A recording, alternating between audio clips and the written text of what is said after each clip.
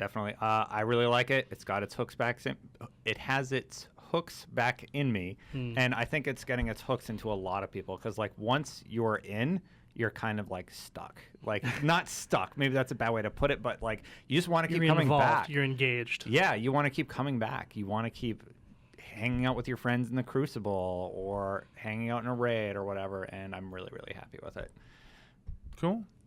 Moving on, we're going to talk about Xur and some of his new systems. So Xur's in the tower this weekend. I'll start with you, Sean. What do you think about the new set of engrams and everything?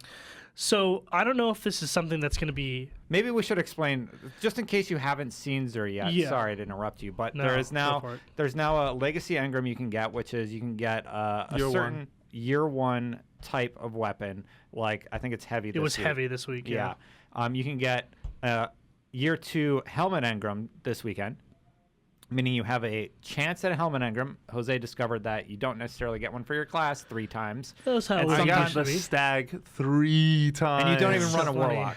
I have one, but you do. I still didn't want the stag 3 times in a row. Yeah, and then there's the 3 of coins, which you spend 3 strange coins on, and that gives you a higher chance at exotic drops, and a lot of people are abusing that right now, and I'm going to when I go home. But that's something you buy...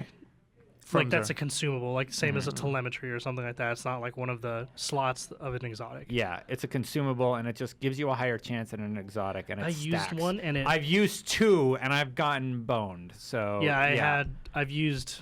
I can't remember, but I haven't gotten an exotic yet. Yeah, it's been not great for me. But I'm gonna go try a few things tonight. And then one of each class item, like the last time it used to be. Arms. 2 arms pieces and a helm piece this week, wasn't it? Yeah, I think it was Helm of Innermost Light. No, Insurmountable Skull Fort was the Titan helm this week. And then I got that other one from an engram, and I got Helm of Saint 14, and I got a bunch of really good helmets this week. I got the astronaut helmet, which adds tracking to any rocket launcher. Super good. Aim down sight, radar still on with any rocket launcher, and like just a bunch of really good perks. Fancy. Yeah. So how do you feel about the new systems, and how do you feel about the fact that there isn't a guaranteed weapon at Xur every week? I think that sucks, but only because I don't have any great exotic weapons. I can understand why they would do that.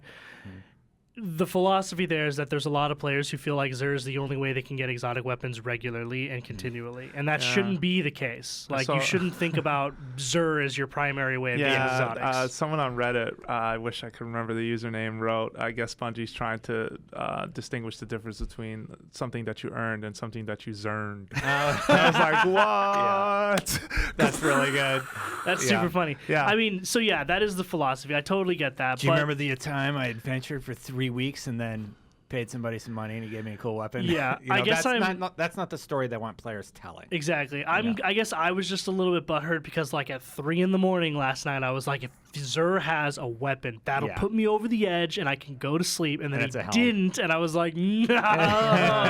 Well, and then you look at the collection system, which is now become an avenue to get year 2 exotics, but the year 2 exotics you get there are 280. They're capped at 280, but a piece of gear that drops is 290. Yeah. Or can be higher. That is also something that's wigged me out about the attack and defense value system, is that before, like, you know, you got... Exotics are 290. That's so weird. You got something at 290 or whatever it was, and then you could level it up as you used it and get it up to its max, but it would drop higher than that. Like, you didn't have to upgrade it that much. Now they start, like, lower than gear that you're already getting just randomly. The one you can get super weird. The blueprints are 280. Exotics you get from Xur are 290. Max light level is 310. Yep. You know, so it's just like, how do you infuse that into the light level you need it to be? You just can't. Well, it's really, really hard to get. Well, that's the thing. It's hard to get a 300 anything. Before attack value and defense value didn't really mean anything other than that you wanted to get to the max to say that you were at the max, right? Yeah. But now it has a direct effect on your light, so it actually, philosophically, it should be harder to level it up, right? Because you're still trying to progress as far as you can. Light's the new progression, right? Yeah.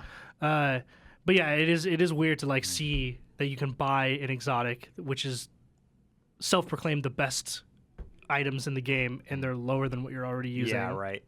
Or like there are blues that have higher value than that if you've been infusing them. There's blues that can drop up to 295, I think is the highest blue I have. And the fact that my exotic is worse than that is what? It doesn't make any sense. But it's not really worse is the thing, right? Because I know it perks because of the stuff, perks. Yeah. So like perks is where you get the value there, but it's like I like Jose's empty calories metaphor. Yeah. That is what it is. That's true. How do you feel about Zero Jose?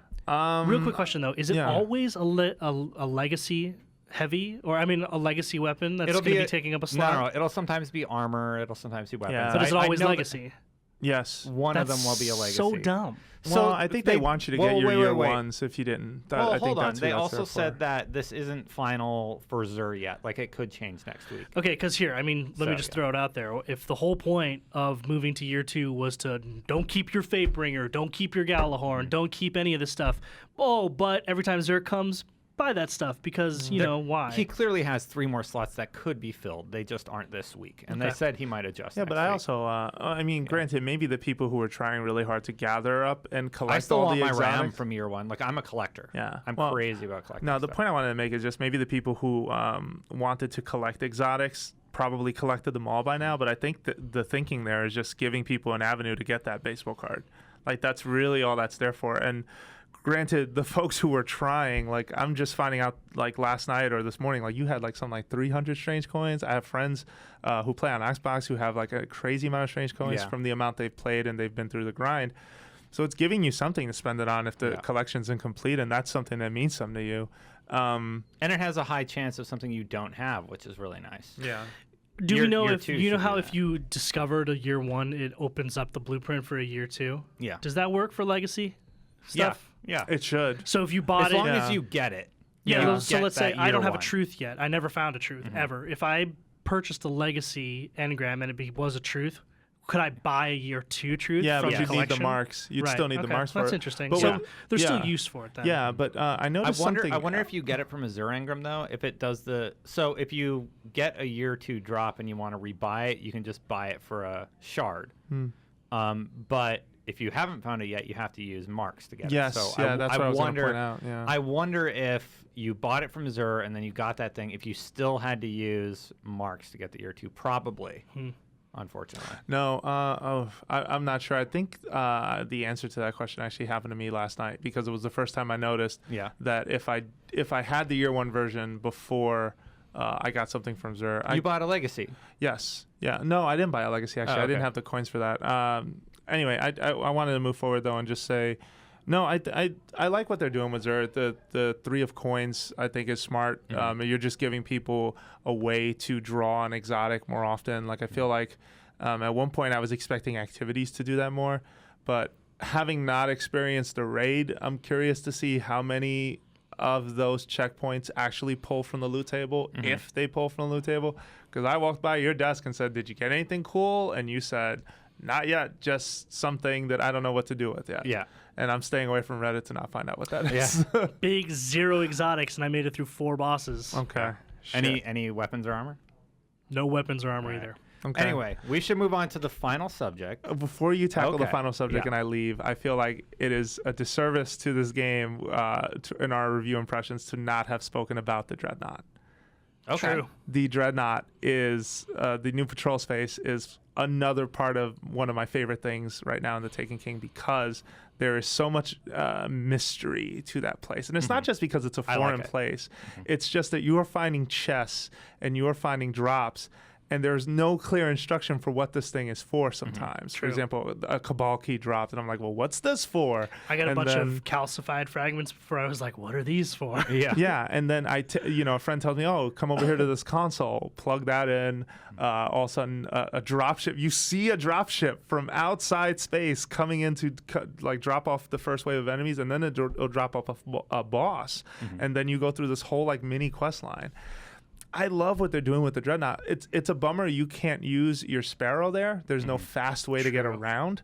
But in terms of giving you a lot of different activities, taking chances on different boss mechanics, and giving you rewards for it, I like that space. And I think the Cosmodrome, Mars, the Moon, and Venus, I don't want to be there unless I'm in a quest. Whereas the Dreadnought, I kind of want to be there interesting. whenever I can if I have time to kill. Definitely. I agree with you. We really have to move on to the final subject. Absolutely. And you have to go, actually. And I got to go because I don't want spoilers. Enjoy the talk. Thanks a lot for listening to the show, and thanks for having me again. Yeah, of course. Sweet. Goodbye, Jose. I'm out of here. We'll be right back after a transition edit.